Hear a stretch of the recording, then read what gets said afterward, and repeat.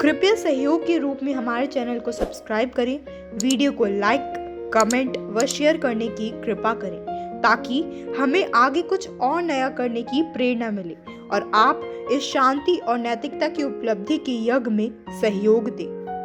बुद्ध के ध्यान में मंगल है। बुद्ध के ध्यान में मंगल है। सबके दिल में शांति का वास है। तभी तो बुद्ध पूर्णिमा सबके लिए इतनी खास है। प्रिय साधकों, आप सभी को बुद्ध पूर्णिमा की अनंत अनंत शुभकामनाएं। आज बुद्ध धर्म को मानने वाले विश्व में लगभग 50 करोड़ से अधिक लोग इस दिन को बड़ी धूमधाम से मनाते हैं। हिंदू धर्मावलंबियों के लिए भी बुद्ध महात्मा विष्णु के 9वें अवतार हैं। अतः हिंदुओं के लिए भी यह दिन पवित्र माना जाता है। इसी कारण बिहार स्थित बोध गया नामक स्थान हिंदू व बौद्ध धर्मावलंबियों के लिए पवित्र तीर्थ स्थान भी है। गृह त्याग पश्चात राजकुमार सिद्धार्थ 7 वर्षों तक वन में भटकते रहे, जहां उन्होंने कठोर तप किया। अतः वैशाख पूर्णिमा के दिन ही बोध गया में बोधि वृक्ष के नीचे उन्हें बुद्ध तत्व ज्ञान की प्राप्ति हुई। तभी से यह दिन बुद्ध पूर्णिमा के रूप से माना जाता है। बौद्ध धर्म के अनुयायियों के लिए बुद्ध पूर्णिमा सबसे बड़ा त्योहार का दिन होता है। इस दिन अनेक प्रकार के समारोह आयोजित किए जाते हैं। अलग अलग देशों में वहाँ के रीति रिवाजों और संस्कृति के अनुसार समारोह आयोजित होते हैं। प्रियजनों, गौतम बुद्ध का जन्म ईसा से 563 साल पहले कपिलवस्तु की महारानी महामाया देवी अपने नहर देवगन जा रही थी, तो रास्ते में लुम्बिनी वन में इनका जन्म हुआ। यह स्थान नेपाल की तराई क्षेत्र में कपिलवस्तु और देवदह के बीच 9 तनवा स्टेशन से 8 मील दूर पश्चिम की रुक्मीदेही नामक स्थान है।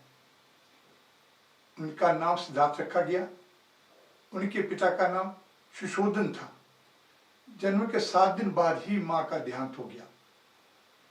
सिद्धार्थ की मौसी गौतमी ने उनका लालन पोषण किया। सिद्धार्थ के मन में बचपन से ही करुणा भरी हुई थी। उनसे किसी भी प्राणी का दुख नहीं देखा जाता था। यह बात इन उदाहरणों से स्पष्ट भी होती है। जैसे घोड़ दौड़ में जब दौड़ते हुए घोड़ों के मुंह से जाग निकलने लगता, तब सिद्धार्थ उन्हें थका जानकर भी रोक देते थे और जीती हुई बाजी हार जाते थे। खेल में भी सिद्धार्थ को खुद हार जाना पसंद था, क्योंकि किसी को हराना और किसी को दुखी होना उनसे देखा नहीं जाता था। एक समय की बात है, सिद्धार्थ को जंगल में किसी शिकारी द्वारा तीर से घायल हुआ हंस मिला। उन्हें उसे उठाया और तीर निकाला, सहलाया और पानी पिलाया। उसी समय सिद्धार्थ का चचेरा भाई देवव्रत वहां आया और कहने लगा कि ये शिकार मेरा है, मुझे दे दो। सिद्धार्थ ने हंस देने से मना कर दिया और कहा, तुम तो इस हंस को मार रहे थे, मैंने तो इस बचाया है। अब तुम ही बताओ कि इस पर मारने वाले का हक होना चाहिए या बचाने वाले का। देवव्रत ने सिद्धार्थ के पिता राजा सुशोधन से इस बात की शिकायत की। सुशोधन ने सिद्धार्थ से कहा कि ये हंस तुम्हें देवदत्त को क्यों नहीं दे देते, आखिर तीर तो उसी ने चलाया था। दोस्तों, राजकुमार सिद्धार्थ ने कहा, मेरे से इस प्राणी का दुख देखा नहीं गया और मैंने इसका तीर निकालकर इसकी सेवा की, इसके प्राण बचाए। हक तो इस पर मेरा होना चाहिए। राजा सुशोधन को सिद्धार्थ की बात जच गई। उन्होंने कहा कि ठीक है, मारने वाले से बचाने वाला ही बड़ा है। इस पर तुम्हारा ही हक है। आगे महात्मा बुद्ध कहते हैं कि सत्य को छोड़कर जो असत्य बोलता है, धर्म का उल्लंघन करता है, और लोग की जिसे चिंता नहीं है, वह आदमी बड़े से बड़ा पाप कर सकता है। जो मनुष्य शास्त्र की बातों तो बहुत कहता है पर उसके अनुसार आचरण नहीं करता, वह वैसा ही है जैसा दूसरों की गाय गिनने वाला गवाला। वह भिक्षु बनने लायक नहीं है। इसी तरह महात्मा बुद्ध ने एक उदाहरण दिया कि देखने में फूल खूब सुंदर हो पर उसमें खुशबू ना हो तो उसका होना या ना होना बराबर है। उसी तरह जो आदमी बोलता तो बहुत मीठा है पर जैसे बोलता है वैसा करता नहीं, उसकी मीठी वाणी व्यर्थ है। यह घटना सिद्धार्थ के बुद्ध तत्व को प्राप्त होने से मात्र एक दिन पहले की है। महात्मा बुद्ध ने अपने आध्यात्मिक जीवन में जितने प्रयोग किए उतने आज तक किसी ने नहीं किए। ऐसा कहा जाता है कि महात्मा बुद्ध कोई ज्ञानी जो भी साधना, ध्यान, उपवास, व्रत व जागरण आदि करने की सलाह देता, बुद्ध उसी पूर्ण मनोयोग से संपन्न करते और वह ज्ञानी पुरुष महात्मा बुद्ध के समक्ष नतमस्तक हो जाता, क्योंकि ऐसा साधिक शिष्य उसने कभी देखा ही नहीं था।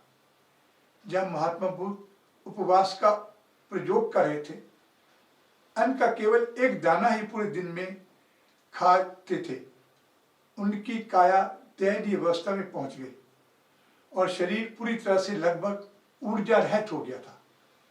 प्रिय दोस्तों, एक शाम गया की तरफ बढ़ने के लिए वे नदी में कूद पड़े। जीर्ण शीर्ण और का शक्तिहीन थे। 2-4 हाथ ही आगे बढ़े थे कि डूबने लगे। बड़ी मुश्किल से नदी में बह रहे पेड़ के एक तने को पकड़ा और उस पर सवार होते होते लगभग अचेतन हो गए।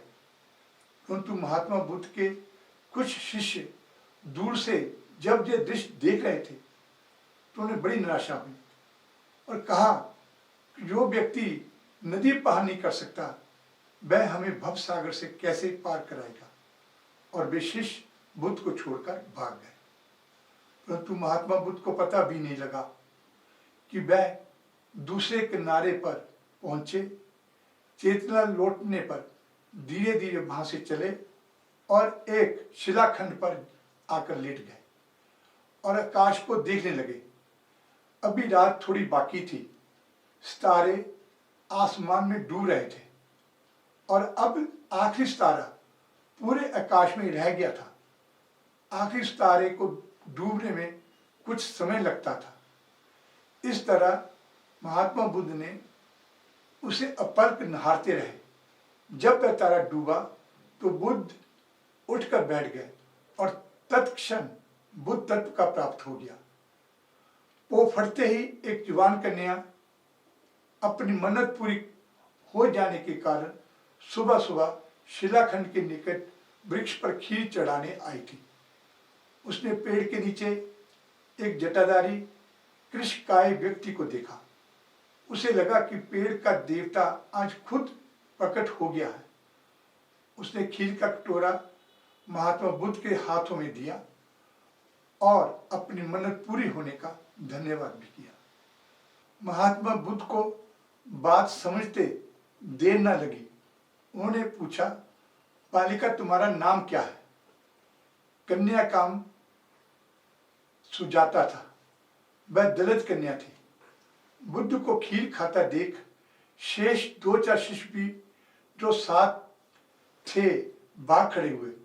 बुद्ध ने कुछ दिन उसी पेड़ के सानिध्य में व्यतीत किए और फिर बुद्ध धर्म के प्रचार में लग गए। इस तरह जब भगवान बुद्ध ने अपने जीवन में हिंसा, पाप और मृत्यु के बारे में जाना, तब जे उन्होंने मोह और माया को त्याग दिया। ऐसे में उन्होंने अपने परिवार एवं राजघाट को छोड़कर सभी जिम्मेदारियों से मुक्ति ले ली और खुद सत्य की खोज कर सत्य ज्ञान प्राप्त किए और नैतिकता का मार्ग अपनाया।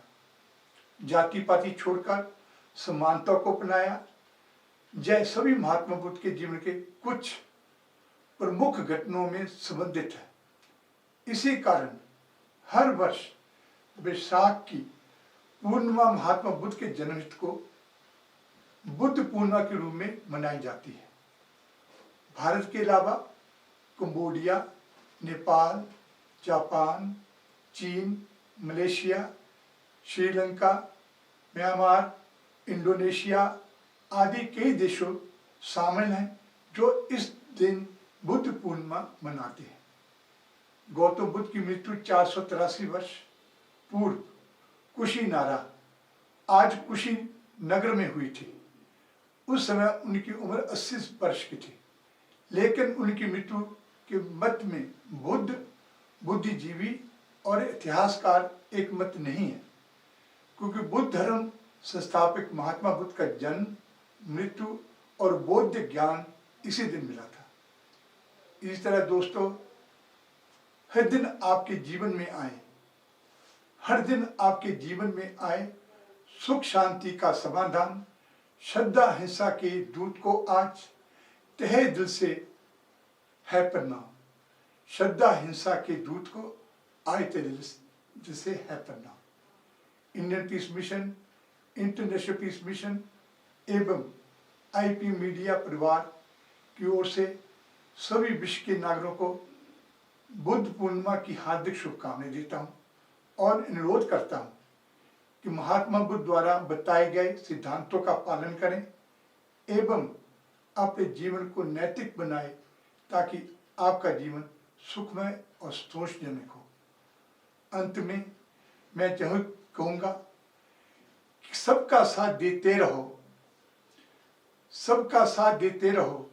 अच्छा सोचो, अच्छा कहो, अच्छा सोचो, अच्छा कहो।